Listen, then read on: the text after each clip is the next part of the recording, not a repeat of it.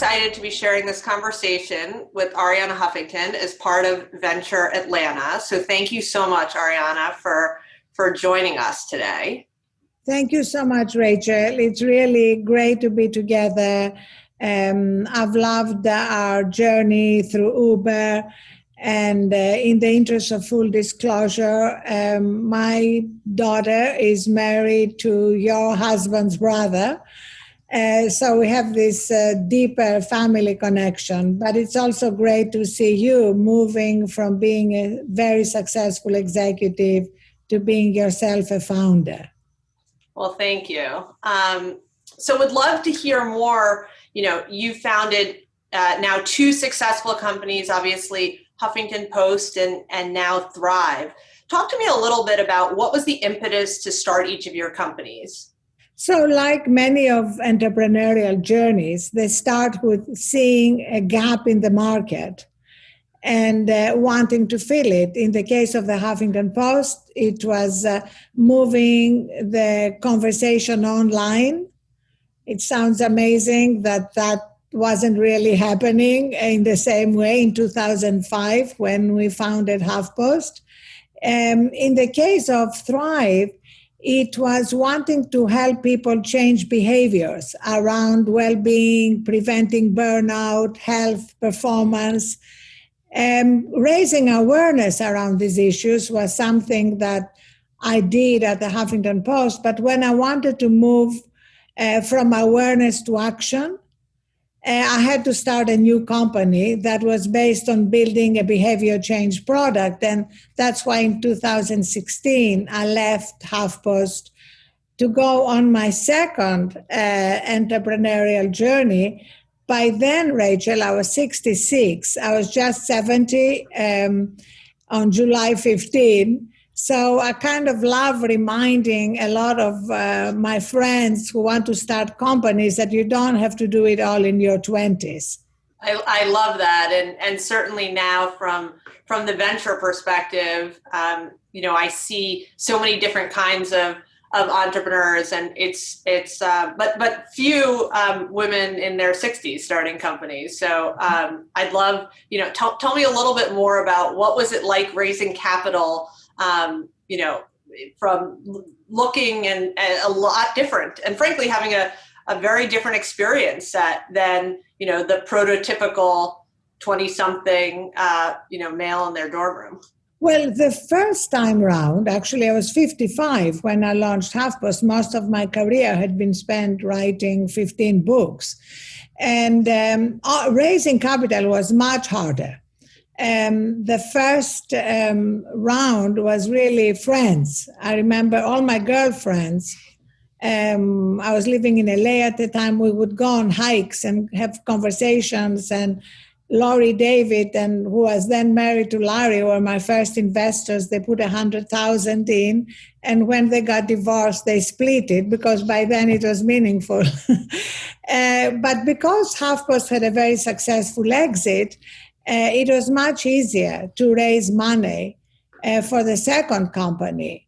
And, in the last 4 years, we've raised $65 million, which I definitely could not have done in the first 4 years of HuffPost life. So there are advantages in having one successful exit, but also in capturing the zeitgeist. I mean, the conversation around health and wellness and mental health in the last few years, and especially since the pandemic, have really moved to the center of our awareness from the periphery. And when it comes to companies, they've moved from being a nice to have to a kind of a business imperative. No, that's so true. And I'm curious a little bit as a founder and CEO, how have you thought about leading Thrive through COVID? How have you thought about being a CEO through this very unique period? By actually practicing what we sell at Thrive, which is the recognition that the resilience of our employees is foundational to the business resilience. And that means that working on all the amazing technologies that we need to function during this time, from great video conferencing to elevator protocols when people go back to the office to optimized workshop flows, we also need to address where people are personally, because you can give them all the tech bells and whistles, and if they are stressed out of their minds and anxious, they are not going to be as productive.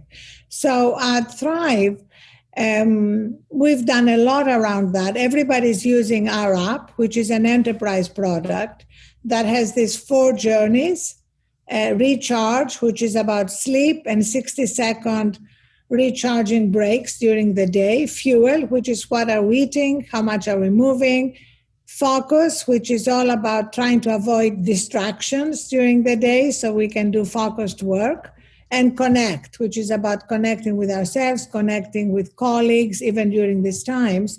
And everything is broken down into micro steps that we call too small to fail. And then we encourage our employees to speak about it at team meetings, to write about it, so that peers are inspired by what others are doing. And right now, for example, post-Labor Day, Rachel, we introduced what we call the re-entry interview that we have asked every manager to have with their direct reports, and that we are bringing into all the companies we are working with.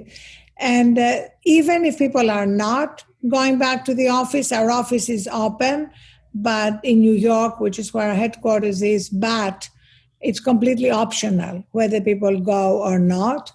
Some people, especially the ones who live in small, tiny apartments in New York, are going, others are not. But whether you're going back to the office or not, the re-entry interview is about where are you at this moment, 6 months into the pandemic, what has changed, what challenges are you facing? And for everybody to know that the manager wants them to feel free to express whatever they're going through. Often, people's spouses have lost jobs.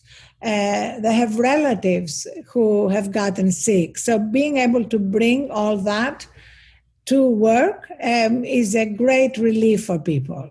No, I think that's right. And I think it's, there is no playbook on leadership through this time, because it's brand new for everyone. And I think there's been, frankly, I found it, it's lovely when you're actually on a Zoom. You can see a little bit of someone's house. You can kind of get a little bit more of a 360 view sometimes into their life. So I think those elements I'd love to find a way to keep with some of the other things, certainly.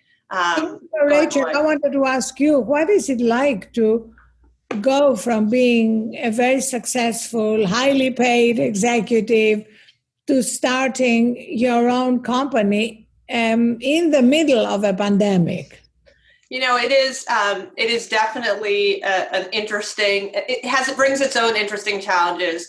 I started Construct Capital in January of this year with my partner Dana Grayson, and what we're really trying to do is invest in the next generation of companies, seed and Series A companies that are transforming what we call the foundational industries of our economy. Things like manufacturing, transportation, logistics, supply chain, the areas of the economy which frankly have been ignored largely from a venture perspective, but through software, but they are critical, right? This is half the GDP in terms of output. And so it's interesting because COVID in many ways has brought some of these challenges into light in these areas. So I think people are much more aware of the logistics and supply chain challenges we have as an economy. Transportation obviously is going to look totally different after the pandemic than it does,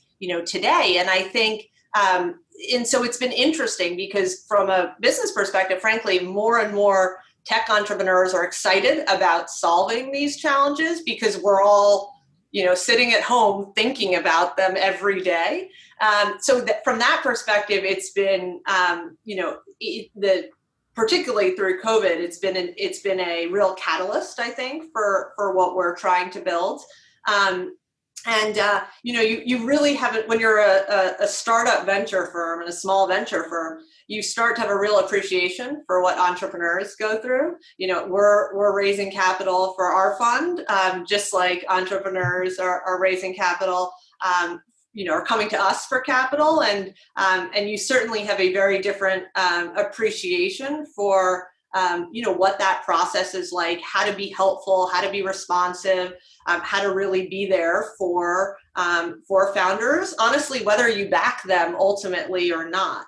So, that has been a real challenge. And then it's been great to see the experience at Uber. I mean, joining Uber in 2011 after their Series A and seeing it all the way through IPO, there were so many, lessons about the growth, so many lessons from the hyperscale, so many things to do and then some other things not to do, that being able to really take that to the next generation of startups is frankly really gratifying and has been fun. And it's fun, as you put it, to kind of be on our own entrepreneurial journey in starting a new fund as well.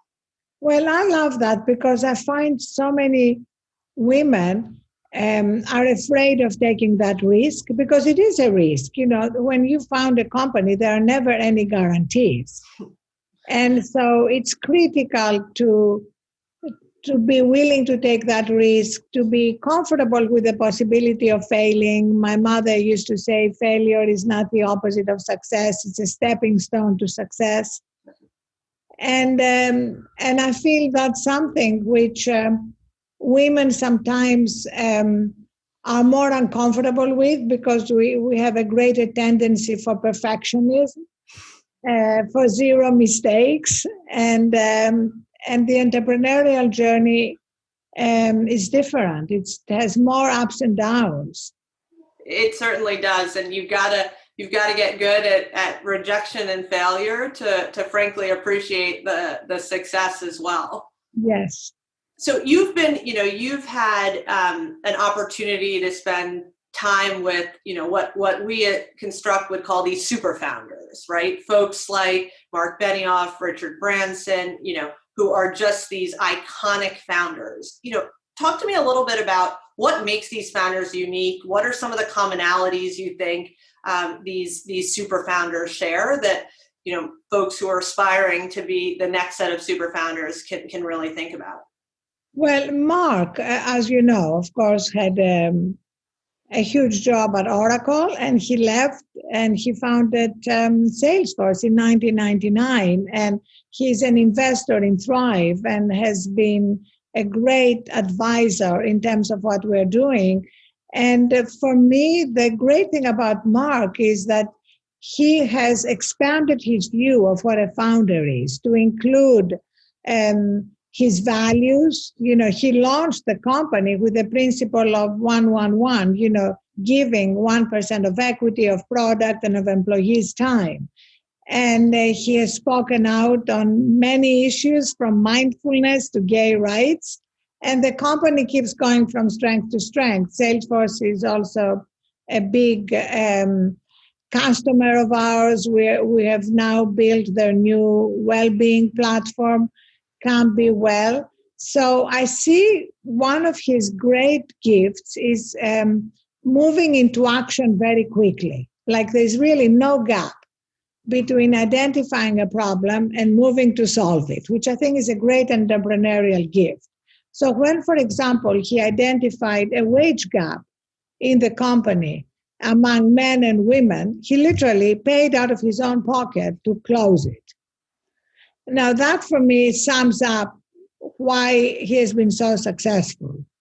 And in the case of another mega founder that you mentioned, Richard Branson, again, he's somebody who has always had this parallel journey of of what's happening in the world. How can he have an impact there? And in 2013, that's how I got to know him more.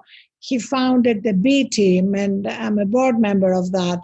And the goal of the B Team was to try and move away from the kind of obsession with quarterly earnings and bring what he calls planet and people into the equation of decision making, not just profits. It sounds like it's so critical. And I think one of the things we always look for when we're talking to entrepreneurs right away is sort of why this problem, right? And I think, why is this problem important to you? We also love finding that, we call it like that something to prove quotient. What is this, why is this entrepreneur going to be successful? What do they have to prove? And you can find that, to your point, in first-time founders and in repeat founders. It's just this, this desire to build or to prove something to the world. And Rachel, I also want to mention that I love working with young entrepreneurs as well. We mentioned these mega founders, but I'm what they call mentor in the unreasonable group. They call themselves unreasonable based on the George Bernard Shaw quote that all progress depends on the unreasonable man. And of course, we should add the unreasonable woman. But I love working with them. I have mentored 15 founders, and it was amazing being at the retreat last October when we could gather together in upstate New York and seeing the passion and the problems, and also identifying this problem that Thrive is there to address, which is burnout. Founders are particularly susceptible to burnout. Because somehow they bought into the collective delusion that in order to succeed, they have to be always on, and they can't afford to sleep or to take time for themselves. And I think I would love somebody to do a study between that belief and the mistakes that are made that often lead to complete failures. I mean, we know more than 3/4 of startups fail. So maybe there's a correlation between the two, because after all, I know from myself that when I'm depleted, exhausted, burnt out, I make my worst decisions. I've actually stopped hiring when I'm tired, because all my hiring mistakes have been made when I'm tired. Therefore, I don't notice the red flags. And also subconsciously, you want to cross one more thing off your list. And you're more likely to say yes than no. So we have so much evidence that there is a better way to lead and to build than to think that you have to be the casualty. Yeah, no, that's great advice. And I'm as entrepreneurs are starting out and hungry to demonstrate success, you can often fall into that, trap of what is that mental model of success, and how do you inadvertently miss actually being successful through falling into that trap. How have you thought about, I'm curious, as you've spent more time with these super founders, what of that have you really tried to take into, how have you changed your own leadership through spending time with them? How do you recommend younger entrepreneurs starting out on their journey learn from sort of the iconic entrepreneurs that we're lucky enough to have, around us, and frankly, to get access to, hear more from them, see a lot about them just through all of our social media platforms? So, Rachel, unquestionably, the most important thing I have learned is always being connected to the zeitgeist and seeing where the world is going and getting there a little bit ahead of everyone else. Let me give you one example. I was talking with Mark Benioff about a month and a half ago, and he said to me, listen, the next thing you should be doing at Thrive is building a mental resilience dashboard for management. He says, right now, you have collected all the data, you've collected all the behavior change roadmaps. Now you need to put it together so that algorithmically management can have all that data fed into two scores, a resilience score and a risk of burnout score. And his point was that management has dashboards for everything, from sales, customer success, cybersecurity, but not really in that way about their human capital. And it was an amazing idea that tapped into this moment. And the thing for me is once you get an amazing idea, whether you get it yourself or you get it through someone you trust, you need to move into execution very fast. So we have already built it, and we have a customer zero who is going the last mile with us. And that for me is a great example of how important speed is. One of the entrepreneurial sayings I love is vision without execution is hallucination. and how important it is to see where is the world going, what can I contribute here that doesn't exist, because that's really a huge differentiator and advantage. Yeah, no, I think that's a great point. I mean, I think one of the things as on the venture side we're always looking for is those entrepreneurs that can execute, today, this week, this month, are as you're having conversations with them, already incorporating things into their day-to-day, but then also can have that 5-10 year vision. And it's rare to find people that can do both well, but when you find it, that's the secret sauce. Because in my mind, it's the 5 to 10 year vision that's going to be why people want to join the company, right? It was the fact that, from the first moment I met Travis, I could see this is the kind of person who, if there's two paths, he's always going to take the bigger one, right? Mm-hmm. There's always going to be there'll be a million forks, and who knows what they're going to be, but this is a person that's always going to take the bigger fork. And then, but then also you need to be, to make sure as an exec, of course, the most important thing, particularly in the early stages of the company, which is when we invest, is that you're executing day to day. So you got the vision is for the hiring, and then the execution is for what needs to happen, today, this month, what's going to drive revenue.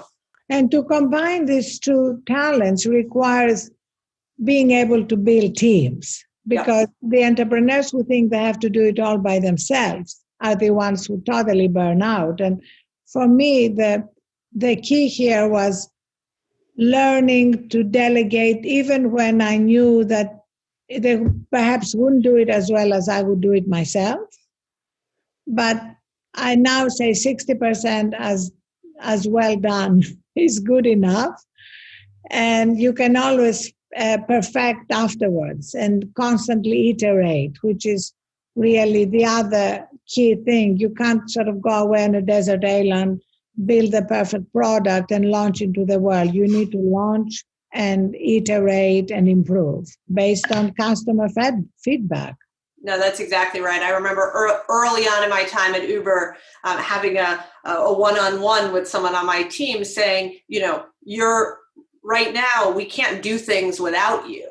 And he looked at me kind of confused and was like, what are you saying? Like, are you saying I'm very valuable? I'm like, yeah, you're valuable, but we have a big problem here, right? If you, need to take a vacation day, which you're going to have to, we can't process these things that we need to do on a day-to-day basis. You need to figure out how you scale what you're doing. And I remember this being kind of, he was a very young guy at the time, and this kind of confusing conversation, but then a couple of years later being like, I get it, the first time he started managing someone. So it is certainly, it's certainly something when it goes wrong, it needs to be fixed quickly. Yes, you can't have things that no one else can do in the company. So Ariana, I know we have to wrap up, but what would be the one piece of advice you'd give to the founders sitting watching this conversation? What can they learn from all of your success? Well, I think they can also learn a lot from my failures. I always like to talk about my failures as well as my successes, because very often when you succeed, your failures are buried.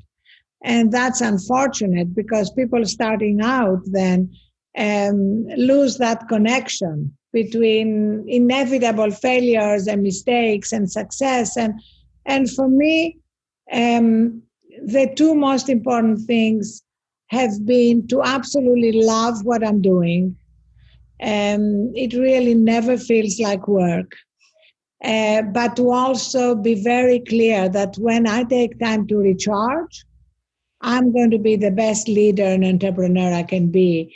And, I think all the entrepreneurs listening perhaps can look at athletes. Athletes have demonstrated again and again that recovery is part of peak performance. And that requires a mindset shift because we've all been brought up in a very different mindset, which was, I'll sleep when I'm dead, you snooze, you lose. These have been baked into the culture. So it's harder than we think to get away from it, but absolutely essential if you're going to be an amazing entrepreneur and enjoy the journey. I think bringing joy into it makes a big difference. No, I love that. I was on the 8-hour a night sleep bandwagon before you made it cool. So, as an ex-athlete. So thank you for doing that, and thank you so much for your advice and lending us your time today. We're really excited to see, maybe there'll be another entrepreneurial journey after this one. So we're all going to watch keenly. Thank you so much, Rachel. And I'm going to be watching keenly what you're doing. Thanks so much.